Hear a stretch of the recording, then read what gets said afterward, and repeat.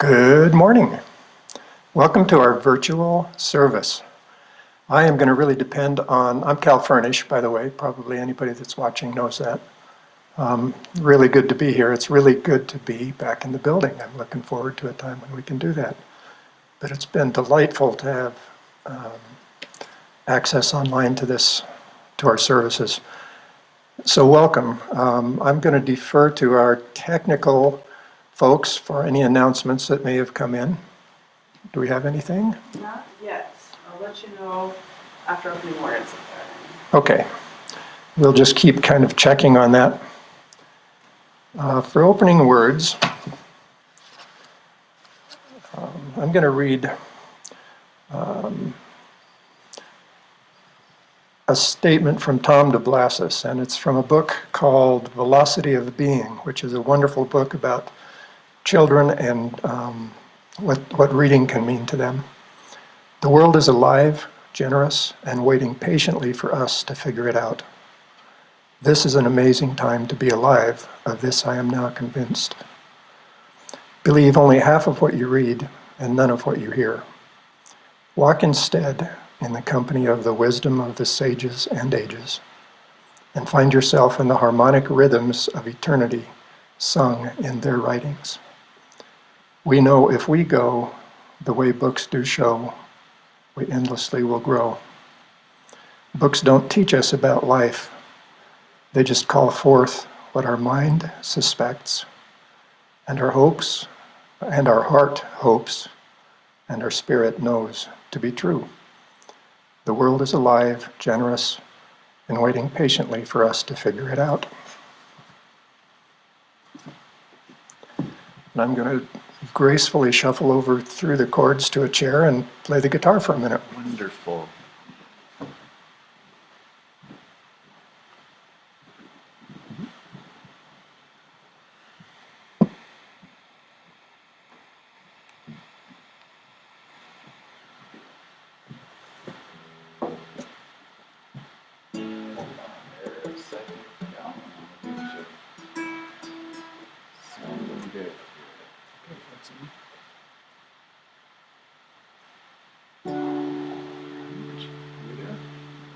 I think we're ready.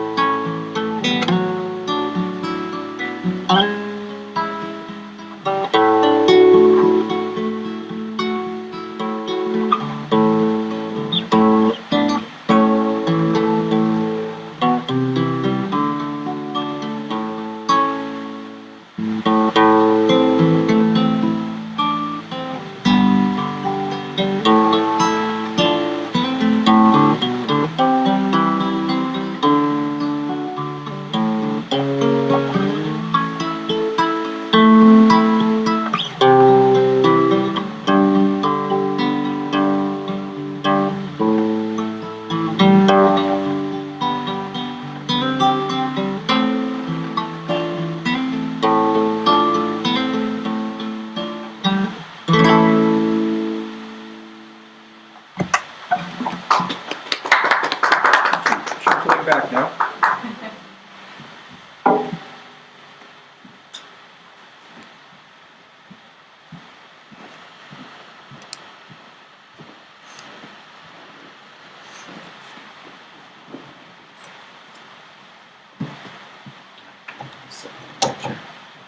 Volume back on.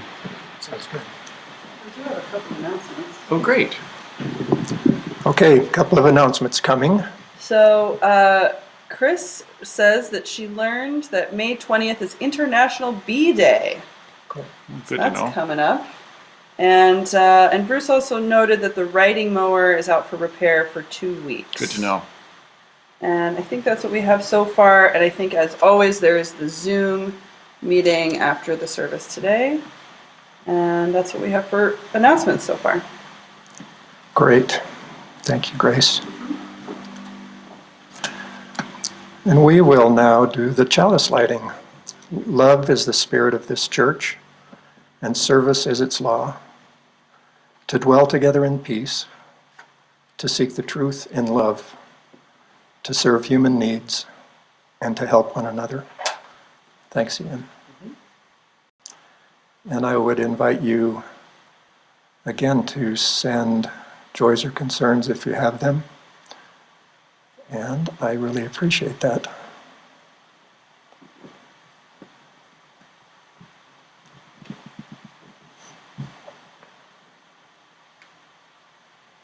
Joyce, concerns? I have a concern. I'm concerned for the weird ways that people seem to be divided from each other.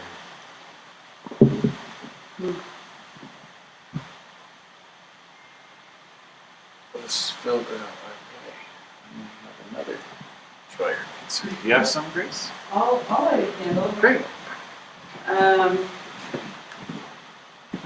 I'll light a candle of joy. This last week was my birthday, and Happy birthday. Yeah, thank you. And I was thinking a Zoom birthday party would be kind of silly, but actually it was very fun. I got to see some friends from different parts of the country, and that was really enjoyable. Can you keep lighting? Sure. Bill Bradshaw is asking us to light a candle for his cousin Jean, who's confined to a nursing home in Seattle. She can't have visitors. She has an incredible, joyful spirit in spite of all she's endured. Thanks, Bill.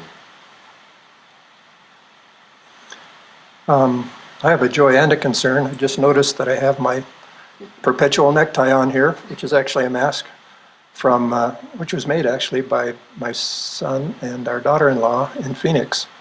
And they sent us some because they just knew that we wouldn't think of such a thing here all by ourselves. And it has a moose print on it, which I think is really good. I haven't figured out the significance, but I'm going with it. So that's both a joy and obviously an overall concern for all of us. Any others come in?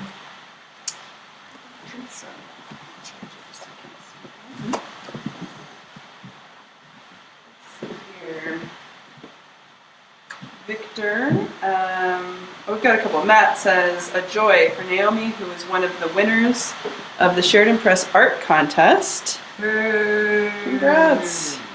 That's wonderful. Victor would like to light a candle. He has a joy. Their son Jeff is about to complete his training as a computer coder. That's great. Wow. Wonderful.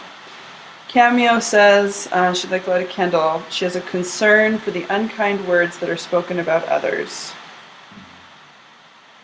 And she also has a joy for her son Seth's college graduation and her passing pathophysiology. Hooray! Which I never feel like I'm going to say right. Catherine Johnson, please light a candle for a loved one who needs a lot of love and support, and I'm not sure how to help. And another one coming in from Matt, a joy. They've been out in nature much more than usual and have found some neat places to hike and kayak. Wyoming is beautiful. That's great.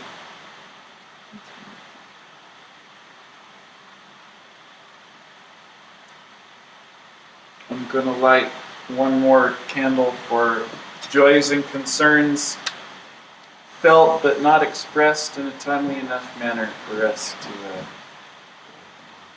or just not expressed. That's a symbol. It's kind of burning. I'll tell you, it's really nice to see all of our candles lit this morning. That's great. Thank you for getting those to us. And actually, now we have a hymn which our technical folks will cue in, and it's "Love Will Guide Us." And what number is that? 131. Number 131, and you'll get the words on your screen.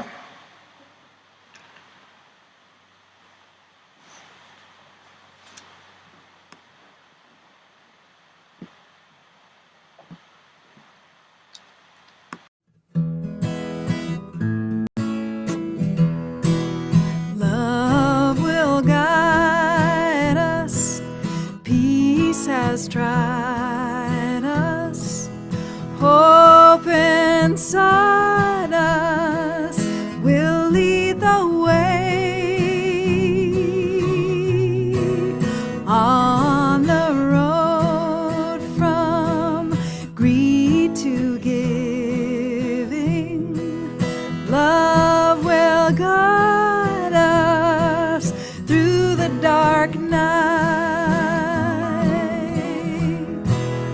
If you cannot sing like angels, if you cannot speak before thousands,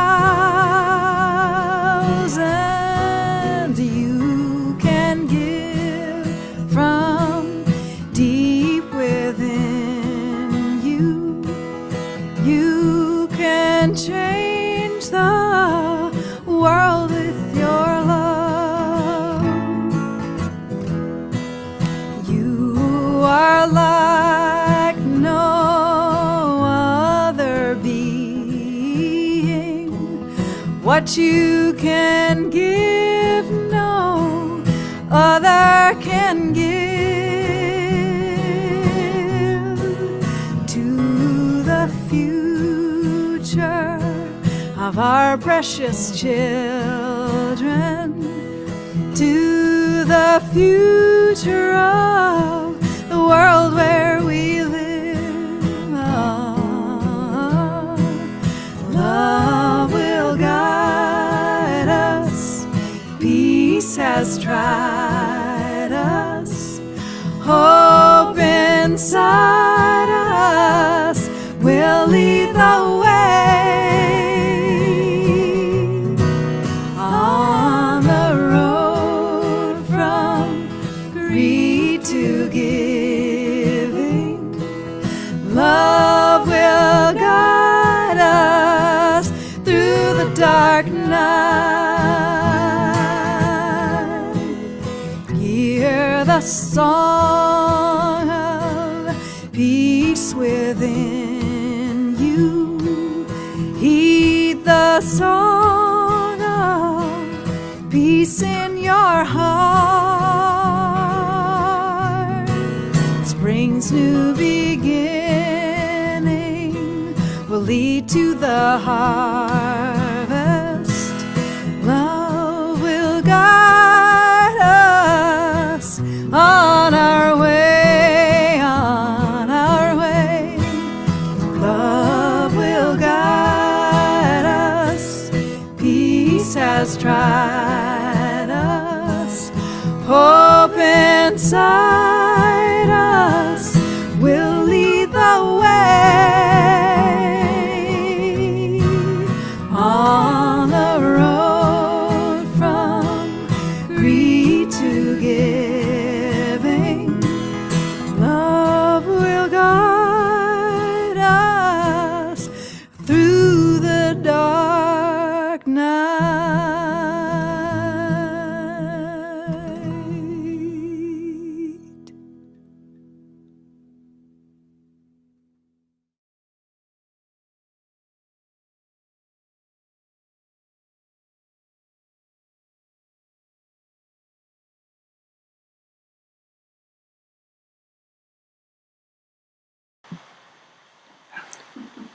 I was muted.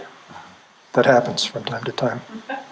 Usually it's not Ian that does it. It's always me. That was a good hymn. And actually, we're going to hear from Ian again because he has a story for all ages. Come on up, Ian.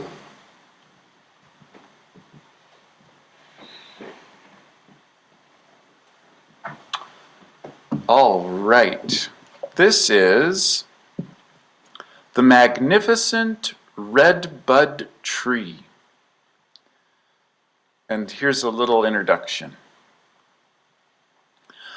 Our preconceptions and experiences limit our view of the world.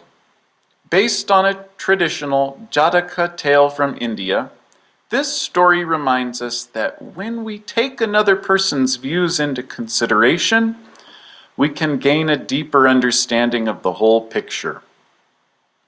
Note that traditionally the Buddha, represented by the king, would have solved the puzzle for the princes. I allow the princes and the audience to solve the puzzle for themselves. The Magnificent Red Bud Tree. Have you ever known something known it really well, and been certain that you're absolutely right, you're not the first. Once there were 4 princes, brothers who all their lives had heard stories about a magnificent red bud tree, more marvelous than any other tree. They all wanted to see it, and they all wanted to be the first. Late one winter, the eldest brother found an opportunity. He was alone in the chariot with the driver when suddenly he thought, "Today's the day!" And so he asked the driver, "Please, will you bring me into the forest to see the red bud tree?" The driver gasped a little. It was a long and dangerous journey, and yet he understood the boy's desire, and so he agreed. Soon they were winding their way along the narrow, winding track, deeper and deeper into the forest. The chariot stopped. The boy got out. He soon saw the one tree that was different from all the others in the forest canopy. But the prince was so stunned and disappointed by what he saw that he didn't say a word, not in the forest, nor when he got home. Had his brothers been more observant, they might have noticed a certain new sadness in his demeanor. A few months later, the second prince found his chance. He was alone in the chariot with the driver and said, "Could we take a detour to see the red bud tree?" The driver gasped again. The journey was no less long or dangerous than it had been with the first prince, and yet he'd brought the first boy there, so he agreed again. Soon they were winding their way along the narrow winding track, deeper and deeper into the forest. The chariot stopped. The boy got out and soon recognized the one tree that was different from all the others in the forest canopy. He was so awed by what he saw that he was speechless. He couldn't sort out what to say, and so he didn't say a thing. Had his brothers been more observant, they might have noticed a quiet joyfulness in his demeanor. Another few months went by when the third prince had his chance, and you know what happened. He was alone in the chariot with the driver, and he said, "Could we take a detour, see the red bud tree?" The driver sighed. The journey was so dangerous, and yet it wouldn't be fair not to give the third brother a chance, and so he agreed, and by now, you know what happened. They went winding their way along the track deeper and deeper into the forest. The driver stopped. The boy got out. Soon he recognized the one tree that was different from all the others in the forest canopy. He was so unpleasantly startled by what he saw that he too could not speak, nor did he ask any questions. Again, the other brothers heard nothing of his experience. Had his brothers been more observant, they might have noticed bitterness in his demeanor. Another few months went by before the fourth, the youngest prince, finally had his chance. You know what happened? He was alone in the chariot with the driver. He said, "Hey, could we take a detour to see the red bud tree?" The driver sighed, "Not again!" And yet, how could he deny the last brother his opportunity? So, they were winding their way along the narrow winding track deeper and deeper into the forest. The chariot stopped, the boy got out, and soon recognized the one tree that was different from all the others in the forest canopy. He was so startled by what he saw that he couldn't stop laughing. He laughed and laughed all the way home. Of course, his brothers wanted to know what he was laughing about. He told them, "That red bud tree has the most ridiculous name. There were no red buds, just black beans hanging down from the branches. It should be called the bean tree." No, you're wrong," said the eldest brother. "It was so desolate, with just a bare trunk and bare branches. It should be called the dead tree." "Wait a minute," said the third brother. "It had leaves. They look just like spinach. Yuck. It should be called the spinach of dread tree." "Are you all blind?" asked the second brother. "How could you have missed seeing that beautiful tree? The magenta blossoms are like the sunrise. The whole tree was ablaze with them. It is truly a magnificent red bud tree." The young princes fell into a fierce argument, each prince as adamant as the others that he and only he knew the truth. I'm right! Don't be ridiculous! I'm right! No, no, no, I'm right! The king and the chariot driver smiled to themselves. They knew, and you do too, that each of them had seen the redbud tree, but in a different season. Now, if only those princes would stop and listen, if only they'd stop and think, then they would agree that they had all seen the redbud tree.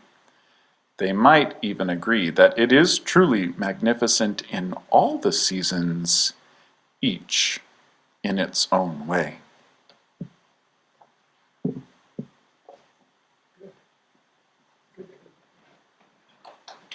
Yay. That's a great story. Thank you. I really liked that. That's fitting, isn't it? Yes, it is. Very fitting.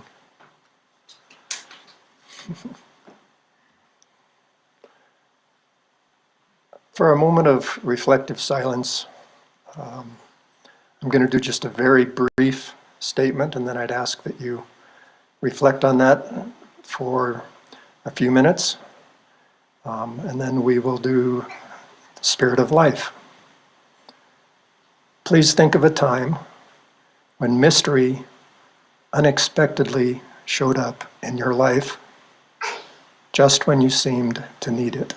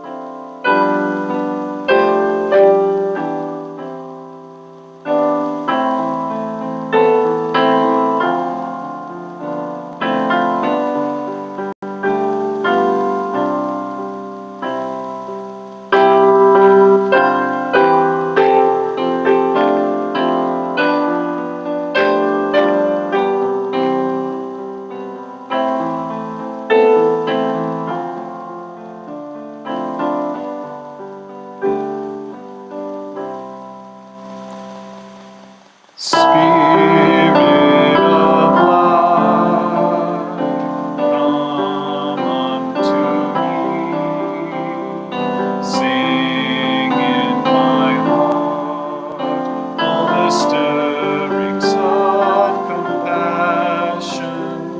Blow in the wind, rise in the sea. In the hand, giving life the shape of justice. Roots hold me close, wings set me free. Spirit of life, come to me, come to me.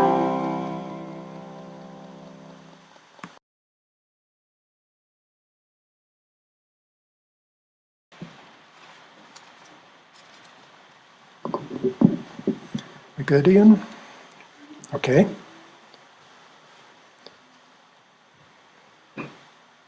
This morning, I'll be drawing from the seventh Unitarian Universalist principle, respect for the independent web of existence of which we are a part, and the first of our living traditions or sources, direct experience of that transcending mystery and wonder, affirmed in all cultures, which moves us to a renewal of the spirit and an openness to the forces that create and uphold life.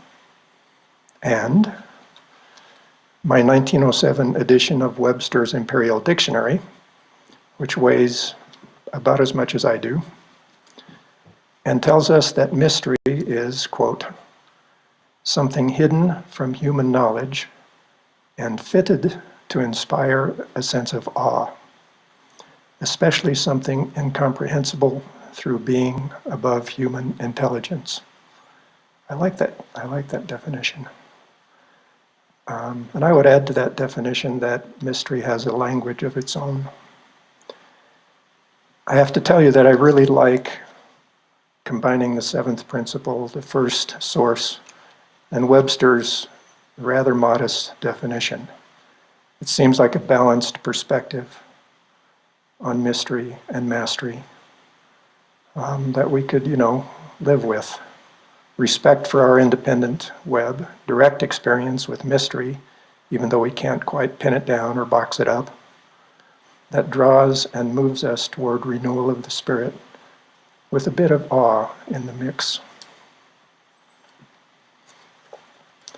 Today's talk is going to be kind of some stories within the talk. The first is a story about fire that leads into some discussion. Fire, along with earth, air, and water, an age-old archetypical and pretty mysterious element, process, difficult to adequately categorize. Mysteries are like that. Can you imagine the challenges faced by our earliest ancestors? For them, it was all about surviving long enough to evolve. Even before words, their response to fire must have been something like, yikes, what the heck is that? It came from the sky, it blew up a tree, and it's pretty scary, and it hurts if I get too close. But eventually, primitive curiosity being what it was, hey, wait a minute. When I back off a little, it's warm. I'm cold. Don't know what it is, but I gotta get me some of that. The mystery of fire endured through singed, furry fingers, trying to carry that stuff back to the shelter, keeping it going, burning down the shelter, being yelled at by your clan when they're choking on smoke. But before long, evolutionarily speaking, before long, sitting around the fire was pretty much as life-saving, comforting, and mysterious as it is now, because people had somewhat mastered, in a balanced way, fire. Nomadic tribes successfully carrying smoldering embers for miles from camp to camp, flint and steel. Still, I think an appropriate regard for the mystery that is fire.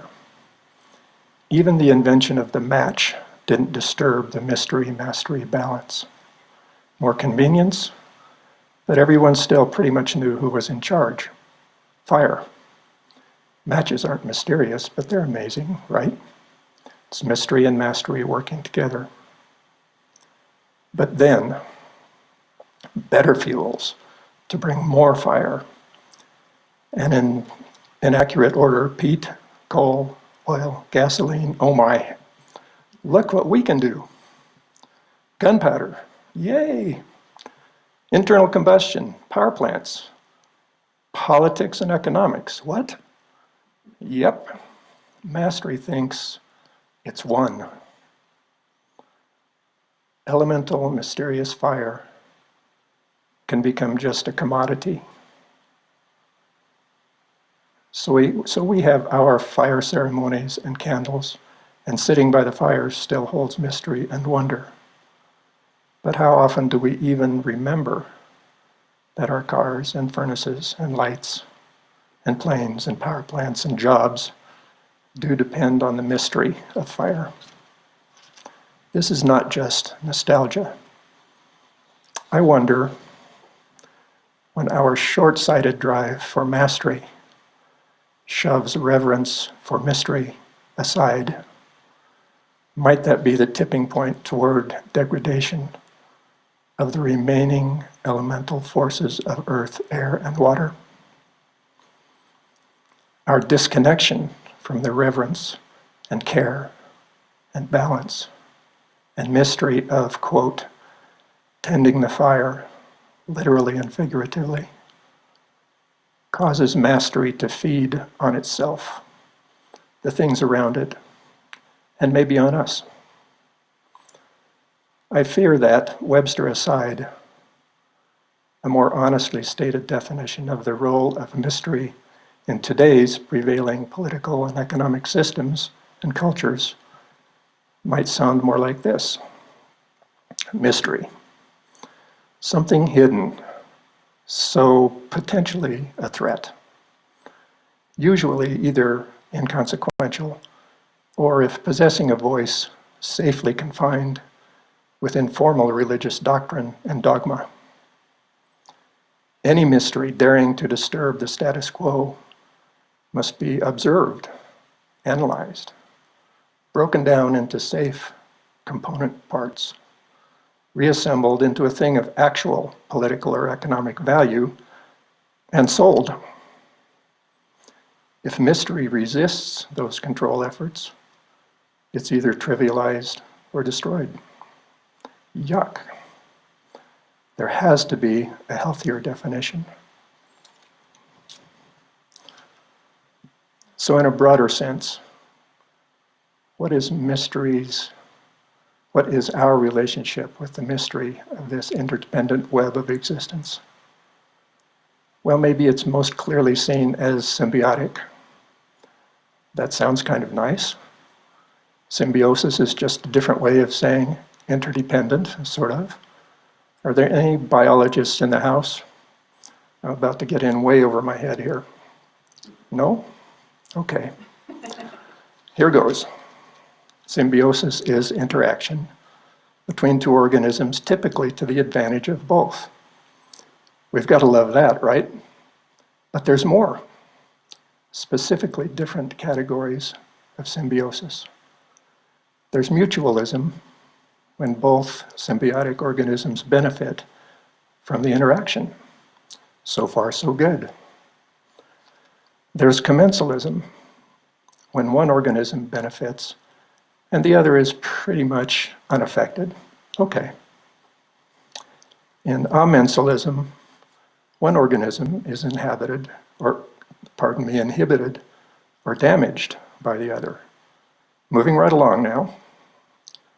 Our last category, kind of a familiar one these days, is parasitism, where the host organism, sometimes a really large, complex organism, is damaged or even consumed by the other organism. How in the world did we get into this nasty discussion from one about mystery and mastery and fire? I fear that mysteries being affirmed in all cultures, as referenced in our first tradition, is becoming less prevalent in our most powerful cultures, to the detriment of those cultures, and possibly all cultures. So look, can't we walk back, not just talk back, but really walk the walk back from a potential societal trend toward parasitic mastery and the tools that would accompany it? Might there be a more balanced relationship between mastery and mystery that, as suggested in our first tradition, moves us to a renewal of spirit and an openness to the forces that create and uphold life? Let's breathe for a minute and then hear another story which addresses these questions in a small and personal way, which is normally where the mystery lives.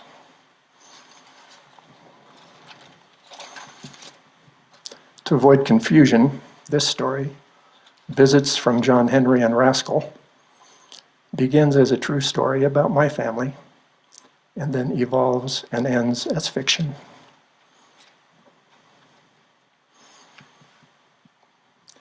Visits from John Henry and Rascal. As we were sleeping a few weeks ago, I woke to Nancy's voice around 3 a.m. talking in her sleep. "Thanks, Dad, thanks," she was saying.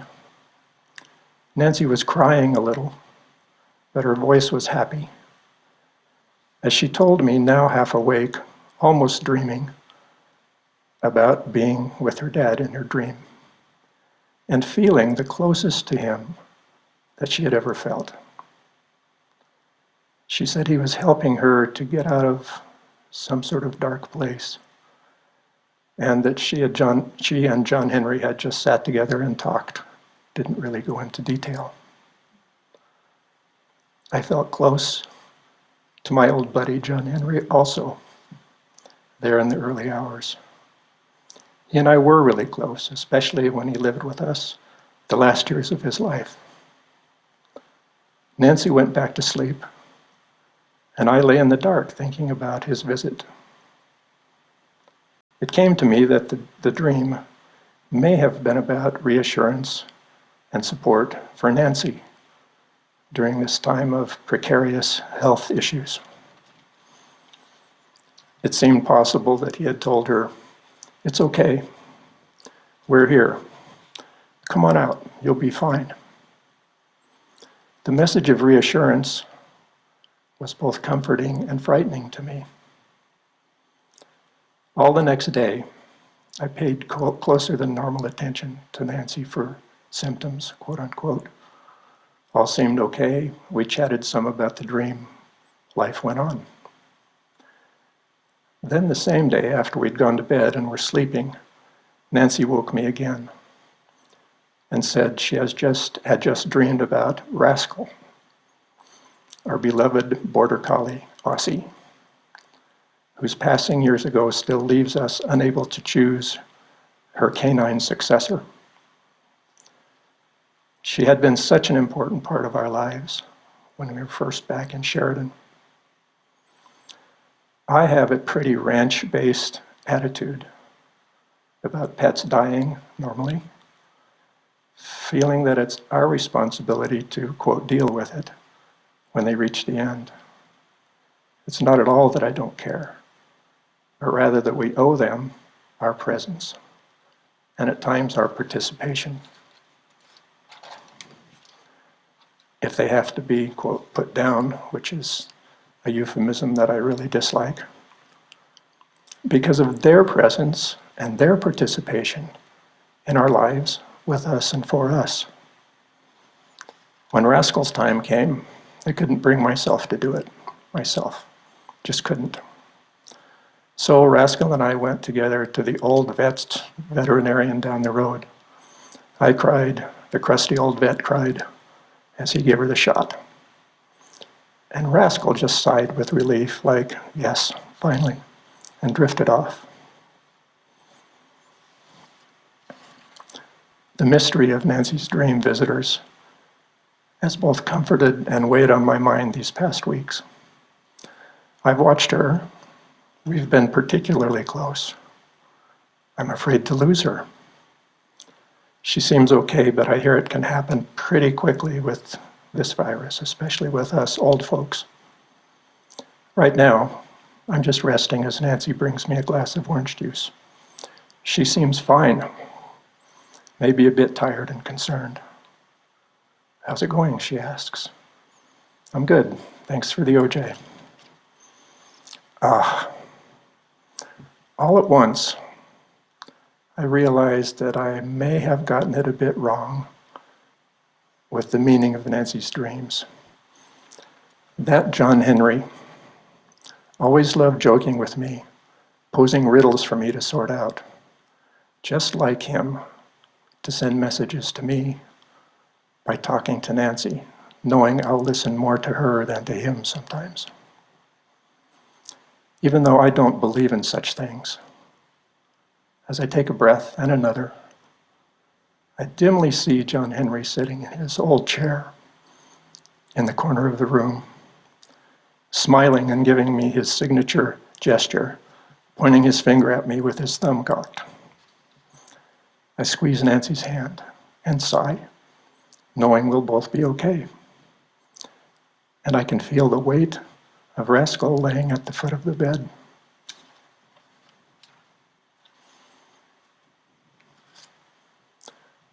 I don't want to over-dramatize or oversimplify. It turns out that opening to the mystery of Nancy's dreams and bringing some of that meaning into our, quote, real lives, unquote, was a strong positive for us. My personal belief system does not run to embodied or disembodied spirits or cryptic messages from beyond, but I know and like that there's more out there and in here than I can master with my logic. Direct experience of the different language of a mystery can stimulate a sense of balance and harmony. It's worth not only my attention, but my reverence. And it affects my life, and also others around me, maybe even moderating my and our over-fascination with ego-based mastery. Quickly, a few specifics with us. Feeling and thinking and writing and talking together about this opened rich communication for Nancy and me. Brought a new perspective to my decisions on when and if to go back to work during this time. Encouraged a softening of what I would call the spiritual toughness that can be problematic, a problematic part of my much prized, quote, resilience, unquote. And being unable to resist a final, at least for today, lapse into dorky humor. I've had good thoughts about what tools to use and when. I really used to like Gestalt experiences to work on the meaning of dreams. Haven't done it for years. And I did not wake up the morning after her dreams and say, hey, Nance, I'll get a couple of chairs and you sit here and pretend your dad is over there in that chair. And then you switch and be your dad. I did not do that because Nancy, being the helpful person that she is, would have said, well, never mind what she would have said about what I could do with my chairs. Let's just pretend that she would have said, gosh, hon, that sounds swell, but maybe not today. Okay, no more bad humor. In closing, simply stated, when I connect directly with mystery, I'm often moved, spiritually and behaviorally. We choose what sort of organism we want to be, both individually and collectively. Mystery doesn't keep well if it's demanded, coerced, packaged, owned, monetized, or weaponized. Mystery just is, everywhere. We can choose to put down our analytical cognitive tools for a minute, now and then, and just open, attend, and invite the connection. It's simple and difficult and always there. Not so much for us, but within us. We can learn to speak the language of mystery just a bit. Maybe we should master not things or people, but our own ability to open and resonate with the art and the heart of mystery. May it be so, and I see you. Thank you.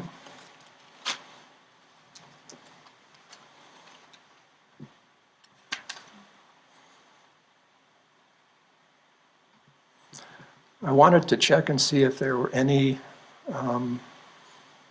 other messages coming in about concerns or announcements. Anything coming? Before we do the opening, or before we do the blessing, I mean? I don't think so. People are going to start sending in things for the discussion, I think. Yeah. So this, I've got a song for you all here. I don't think it has lyrics, So you might just hum along, or maybe you know it.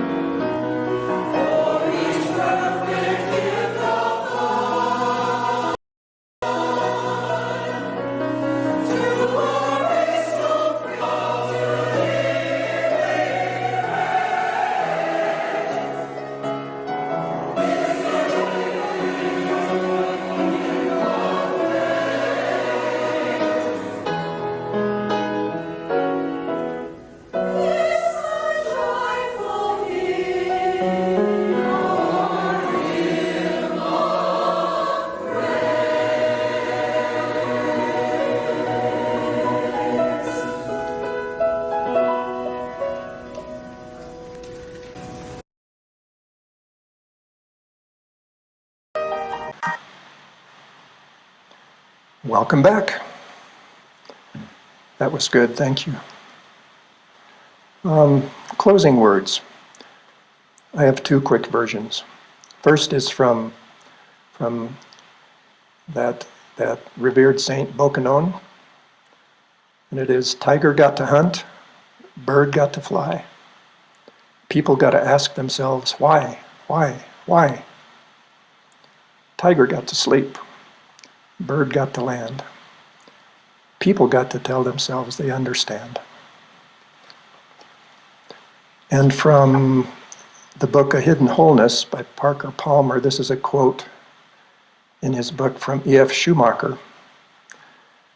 Through all our lives, we are faced with the task of reconciling opposites, which in logical thought cannot be reconciled. How can one reconcile the demands of freedom and discipline? Countless mothers and teachers, in fact, do it, but no one can write down a solution. They do it by bringing into the situation a force that belongs to a higher level where opposites are transcended. The power of love or mystery, divergent problems, as it were, allow us to strain ourselves to a level above ourselves. They demand and thus invite the supply of forces from a higher level thus bringing love, beauty, goodness, and truth into our lives. And thank you very much. I would invite you to send comments or questions. I don't claim to have any answers, but I like comments. We've got some things coming in. Jolynn Andrews says, Cal, your message was a gift this morning. Thank you for touching our hearts. And Chris says, thank you, Cal. I love how you weaved your stories together and reminded us to cultivate our connections with mystery, which enrich our lives. And Victor adds, mystery, dreams, and myths seem to go together. All right, well, thank you. I appreciate that too. And it's easy for me to think that we have to do big things to make changes in big problems. And I think in one sense that's true, but if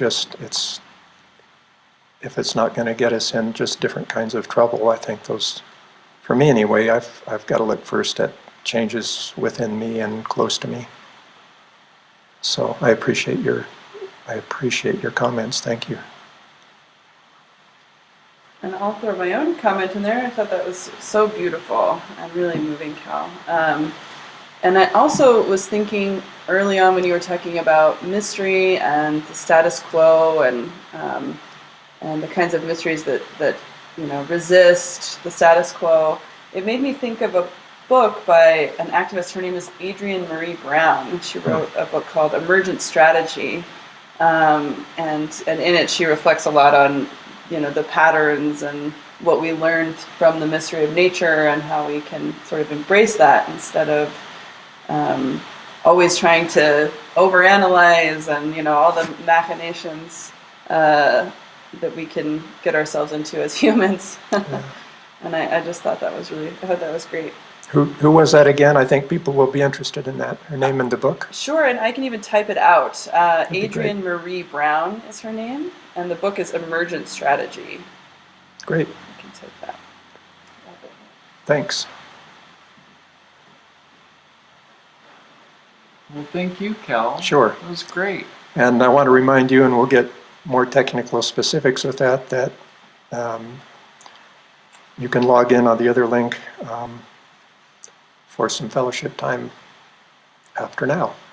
What are we doing with that, Ian? By Zoom, I think it went out in the announcement. Okay. Yes, it did.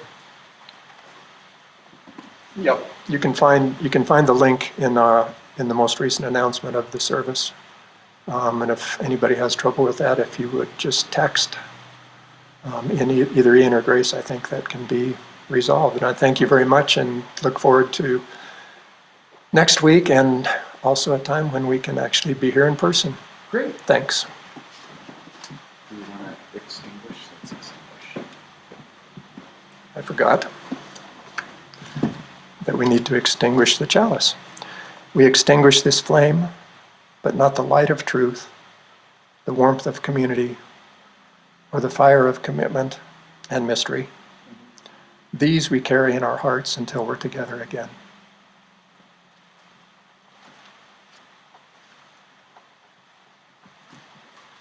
Oops.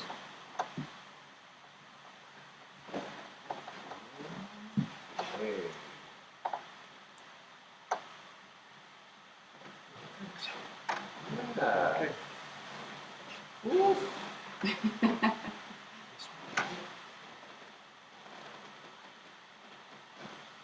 All right.